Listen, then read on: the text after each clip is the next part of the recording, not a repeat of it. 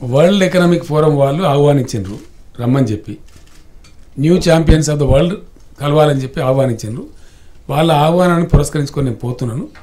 ఆ సందర్భంలో hardware industry Hyderabad ప్రాంతాన్ని ఐటీఐఆర్ ప్రాంతంగా డిక్లేర్ చేశారు. కాబట్టి చైనాలో షాంఘైలో షాంజన్లో టెరిఫిక్ హార్డ్వేర్ పార్క్ ఉంది. ఈ mobile making industry, mobile phone making industry కూడా ఉంది. వాళ్ళతో మాట్లాడుతున్నాం. ఒకటి, చైనాకు సంబంధించిన 2 రియల్ ఎస్టేట్ పెద్ద కంపెనీలని వాళ్ళు కూడా హైదరాబాద్ డెవలప్మెంట్లో మేము పార్ట్నర్ చేస్తామని చెప్పారు. ఆ కంపెనీలతో కూడా చర్చలు ఉన్నాయి. ఇవి ఇప్పటివరకు ఉన్నటువంటి ఎజెండా. ఇంకా కొన్ని ఇండస్ట్రీస్ డిపార్ట్మెంట్ వాళ్ళు వీళ్ళు ప్రయత్నాలు చేస్తూ ఉన్నారు. కొంత చైనా ఇన్వెస్టర్స్ వస్తామని చెప్తున్నారని చెప్పి, గృహ నిర్మాణంలో కూడా పేదల గృహ నిర్మాణంలో కూడా వస్తామని చెప్తున్నారు. ఆయా డిపార్ట్మెంట్ మాట్లాడుతున్నారు.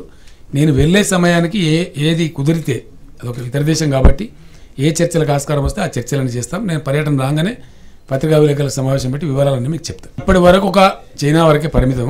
కొరియాను జపాన్ దేశాల పర్యటన కూడా ఉంటుంది. అది బహుశా ఇంకో 3-4 నెలల తర్వాత ఉండొచ్చు. వాళ్ళతో చర్చలు జరుగుతున్నాయి అనేక కంపెనీలతోని.